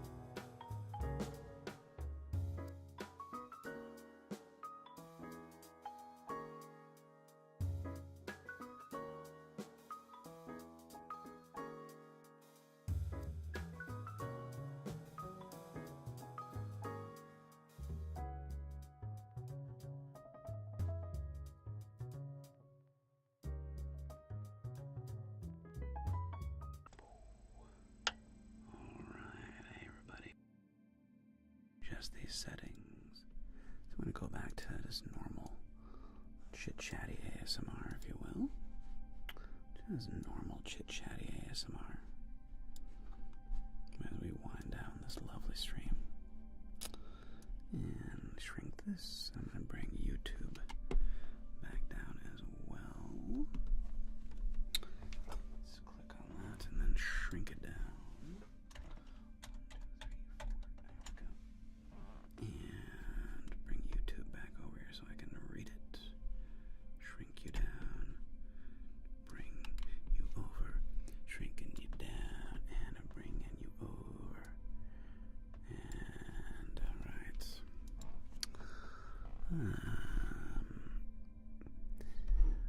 I'm sorry that you're experiencing technical issues. That's an interesting question. Is anybody else experiencing technical issues today? I would hope not. Hopefully no other technical issues. And disco deliverance. Chitting and chattering. Indeed, Squire. Indeed.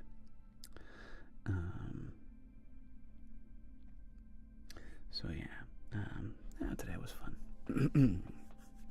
To my dashboard. During the drive. Nice. It's a neat poem. It's by this guy Christopher Logue. I learned of this poem. My dad found it somehow, and it's often mistaken for a French poet named Apollinaire, but it wasn't written by him. It was just simply spoken like at a thing that he was doing, but it wasn't written by him. And the poem, for those who may not have heard it, goes like this. Come to the edge, he said. We are afraid, they replied. Come to the edge, he said. We are afraid, they cried. Come to the edge. And they came to the edge, and he pushed them, and they flew. It's a hell of a poem, man. Yeah. That one's a powerful. I remember when I first read that. Boy, it must have been 12, 13 years ago. That was like, damn, that's a serious poem, man. And it rings true, very much so in my life. You know, so many times, people, you know, we as a human being, part of being a human is the old phrase, "The devil we know." Knows by Christopher Logue. The devil you know. And, you know, we may be in a rough situation, in a rough patch, but we are, even if it's way suboptimal, we're familiar with it. And people would rather be in a familiar hell than possibly an unfamiliar paradise. And it's just a weird thing that humans, this is the way we are. We're all very afraid of the unknown. We're all very afraid of, that's it, just we're all afraid of the unknown. It's a weird part of being human. But that's why I love that poem. It's a wonderful reminder of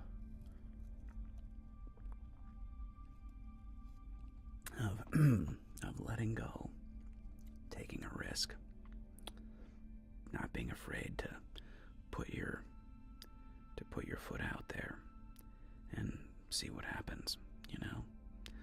Step into the void, step into the unknown sometimes. Who knows? Exactly, Dolores. And DMG, if I could keep only one memory. Oh, I don't know, my friend. That's kind of impossible to answer. What kind of a memory, you know? Like, what kind of? I don't know. Yeah, I think that's like I'll throw it back to you. I mean, maybe your response will trigger a line of thinking for me, but I don't know if I could only keep one memory. What I would keep, I don't know. There's too many memories, too many joyful things. I've had a neat life, man. Sharon Stone thought her Ginger character was a nasty person. What do you mean? What movie are you talking about? It's a core moment, like moving out or my first job. Boy, even that, man. I don't know, man. I don't know. My life has been filled with one thing I will give myself credit for is that there's been many occasions, many times in my life where I said F it. I was just like, F it, and I stepped out into the void, you know? Like I knew at a young age, I knew when I was 16, 17. I did my first play when I was 15. I did a Neil Simon play called Lost in Yonkers. Made into a movie with Mercedes Ruehl and Ben Dreyfuss. Lost in Yonkers by Neil Simon. And I played Artie, the youngest brother. And I remember we did what was called the in-school performance, which was before like the Thursday, Friday, Saturday night shows. We did a performance for the whole school, right? So packed audience. And we put on this play, and we got a standing ovation. And it's kind of a small cast. There's like 5 people. And we got a standing ovation. And I was immediately addicted. I had never felt a high like that before. I was just like, oh my gosh. Getting a standing ovation of my peers, people that I knew, like that feeling of like, oh my gosh, they actually liked it. Like, it was a drug, man. I was just like, count me in. This acting thing, this is what I want to do. And so I knew then that I wanted to be an actor. I was like, this is my jam. But I knew I wanted to get out of Ohio. And step one was getting out of Dayton. So when I was 18, I moved in with my brother into Columbus, Ohio. So that was a huge deal. And I remember I went home like every weekend back to Dayton. It's only an hour away. It's only an hour, Dayton to Columbus. But I went home like every weekend for the first maybe 4, 5, 6 weeks. I went, I had an apartment with my brother. We had a cool, cute little apartment, a little 2-bedroom, 1-bathroom apartment. Oh, and a casino. That's a good movie, Sean. We had a little 2-bedroom, 1-bath apartment in Columbus, Ohio. My brother was going to Ohio State, and I was auditioning. I knew I wanted to do like an audition tour of theater schools around the country, and so I moved in with my brother. And after like the 4th or the 6th week, I started just staying in Columbus. I would just stay. I was like, okay, you know what? This is my new city, Columbus. And I got a job. I got a job as a waiter at a place called Barcelona, still in Columbus, Ohio. It's a Spanish restaurant. I think it's still there in German Village. A restaurant called Barcelona. And that was like my first fine dining or upscale job as a waiter. My first job was as a server at Pizza Hut. When I was a kid, when I was 16, I got a job at Pizza Hut. And then from Pizza Hut, I got a job at the OG, the Olive Garden. I was a busboy for the Olive Garden. It's called the OG. So I went from being a server to a busboy. Then I moved to Columbus and I got a job as a server again. And then I was working with my dad's company for a bit. And then I got a job as a server. And then I did a big audition tour. I flew out to California. I flew out and I auditioned at USC. I flew to New York. I auditioned at NYU. I didn't audition for Tisch. I'm sorry. I did audition for Tisch. I did not. Tisch is NYU, the Tisch School of Arts. I didn't audition for Juilliard. I forget why I didn't. But I didn't audition for Juilliard. But I auditioned for Tisch, NYU. And I flew to Chicago and I auditioned at DePaul, Northwestern. No, that's not true. DePaul and Roosevelt. So I auditioned at DePaul and Roosevelt. And I auditioned at UNLV, University of Nevada, Las Vegas, and University of Arizona in Tucson. So I flew to all those places. And I got in everywhere. I got into Tisch. I got into Arizona, Nevada, DePaul, Roosevelt. The only school I didn't get into was USC. I never heard back. Dicks. FUSC. Just kidding, it's a beautiful school. But I never heard back from USC, so I didn't get in. But I was all set to go to move to New York. That was the dream. That was the hope. That was the plan, and that was the dream. To move to New York and be an actor. To be living in Manhattan and like being an actor in New York and trying to do Broadway and like be an actor. That was the dream. And couldn't afford it. Could not afford going to Tisch. Ended up going to, I've been to every single state, Linda, except for Louisiana. I've not been to New Orleans. That's like the one state I haven't been to is New Orleans. But I ended up going to University of Washington in Seattle. Anyway, long set of reasons. But that was a huge deal. I mean, I moved to Seattle when I was 19. And, who knows? I'll tell you, my life would be very different. But I was very well aware that I was up Carnioli. Hey, Christos. From Greece. Nice, bro. That's awesome. I remember I loved Seattle, though.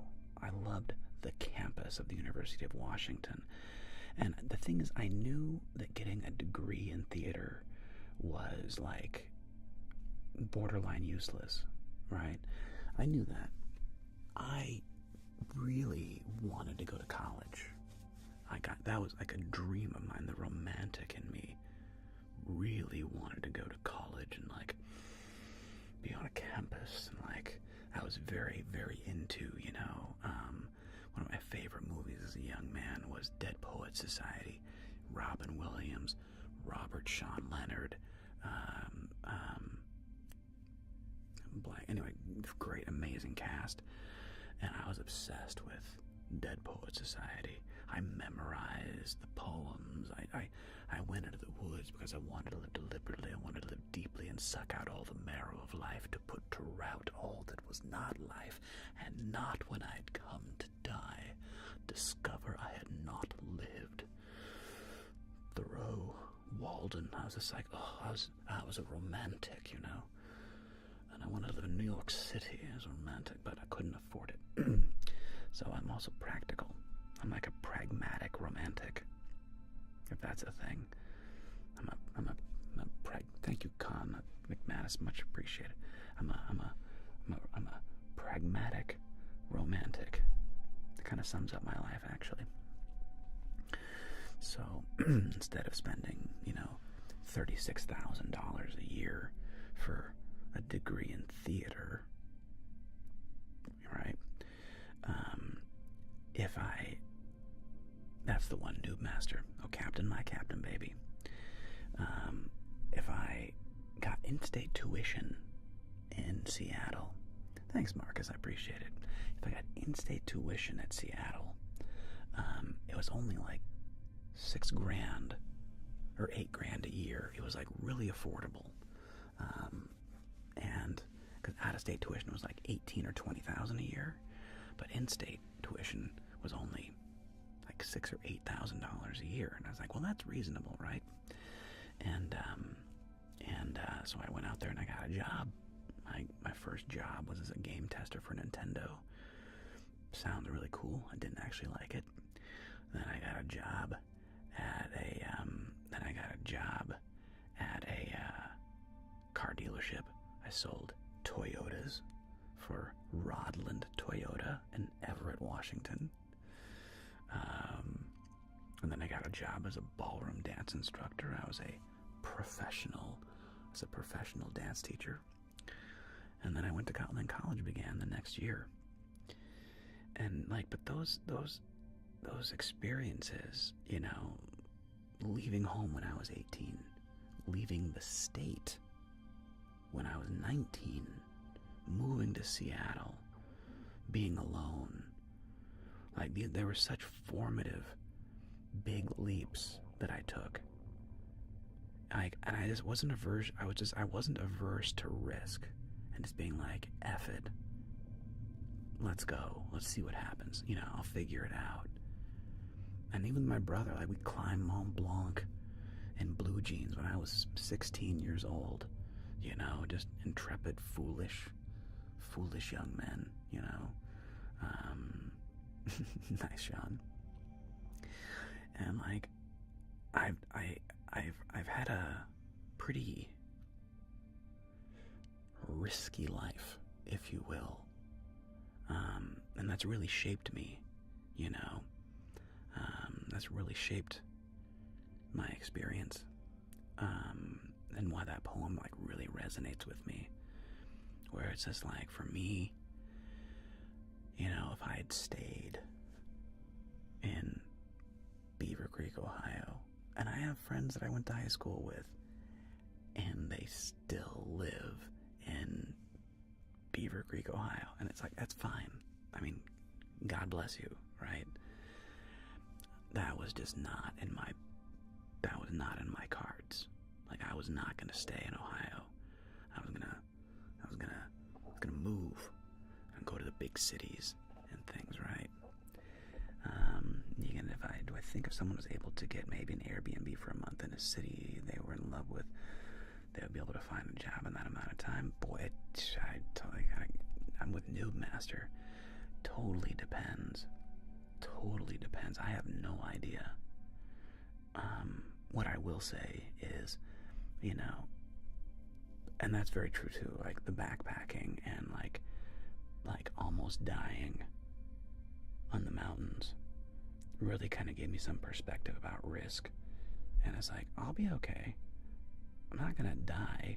And like, for me, it was like the worst case scenario. If everything went tits up, worst case scenario is I would move back to Ohio with my tail tucked between my legs and figure it out. So I always knew that, like, and I never planned on pulling that ripcord though. That's the thing. I knew it was there. Worst case scenario, I would just move back with my mom and dad, tail tucked between my legs, and figure it out, right? But I never wanted to pull that ripcord. Like, I was like, no way, I'm making this work. I'm gonna figure this out. I'm gonna make this work. And necessity is the mother of invention, right? It's like the old thing, you know, when Cortez reached the New World, Cortez burned his ships. As a result, the men were well motivated. It's a quote from Sean Connery in The Hunt for Red October. But there's some truth in it, right? There's some truth in it. My friend's parents live in their entire life in the same little town.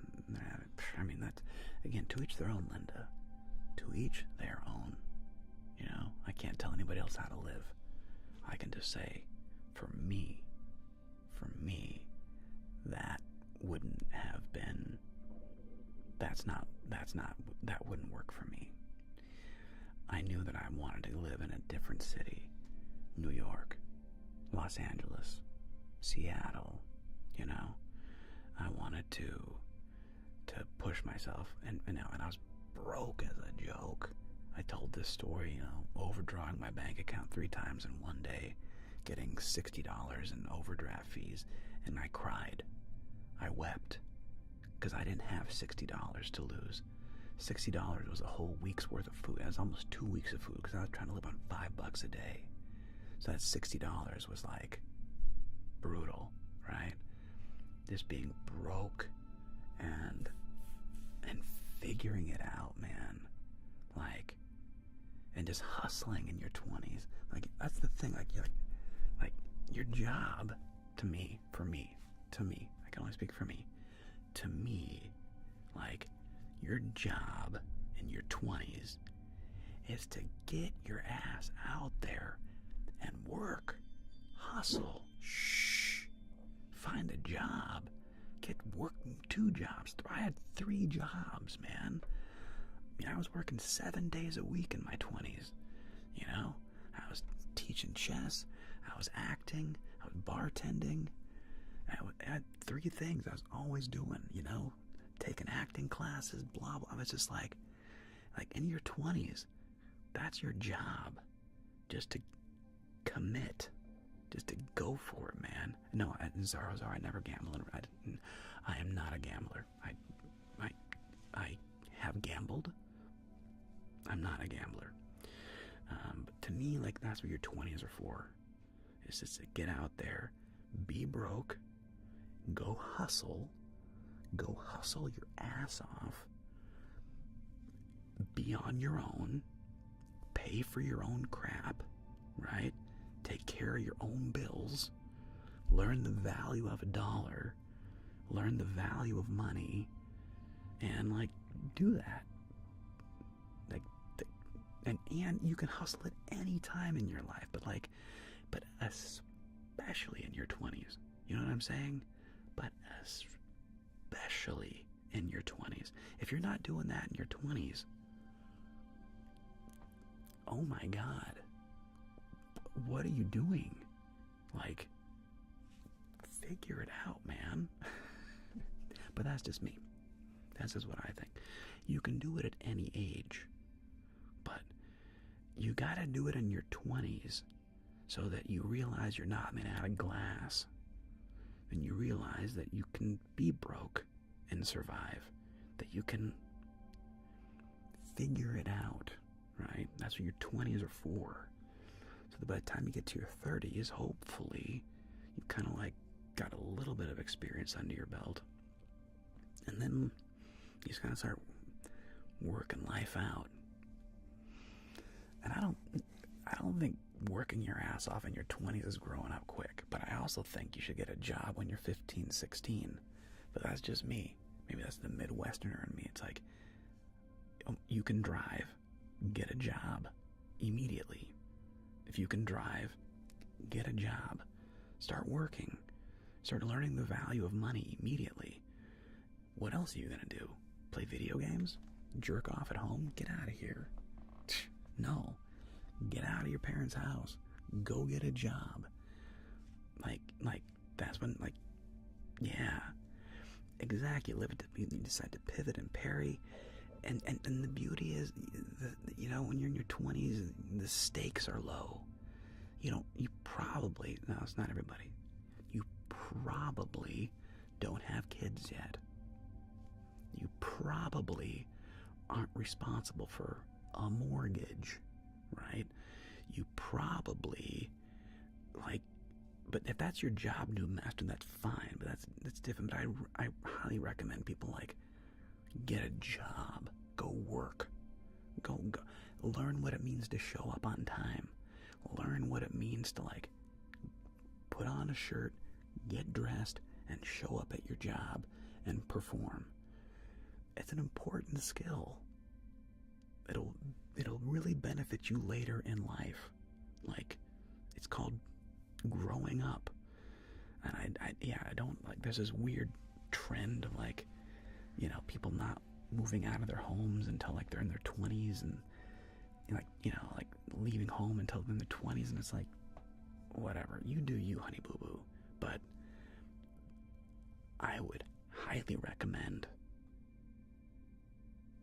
getting out, sowing your own oats, standing on your own 2 feet, understanding the value of work, what it means to have a boss, and maybe eventually have your own thing. But I don't know, man. I think Fekuvali, that is a fundamentally dead end. You gotta get out there in the real world. Because nobody actually, I shouldn't say nobody, just studying and getting smart, it's not useful. It's not useful. But look, if you want to be like a doctor, fine. If you have an incredibly specific goal, okay, that you need to study for, like being a doctor, fine. But I'm sorry, if your plan is to study psychology, go get a frickin' job. If your plan is to study sociology, go get a frickin' job. Okay? Go work. Don't just study. Go get a job. Go deal with life. And if they do, that's different, Megan. I'm not saying that's different. But I'm talking about those people that are just the failure to launch people. Don't be a failure to launch, my friends. You gotta get out. You have to leave the nest. You gotta go create your own nest. Anyway, that's my TED Talk. Okay, it's late. I love you guys. I'm gonna take care. I'm gonna end this stream over on YouTube, and then we'll do a raid over here on Twitch. YouTube friends, ciao. Auf Wiedersehen. Love you guys. I'll catch you on the flip side. Take care, YouTube. Bye. And over here on Twitch, we are a little bit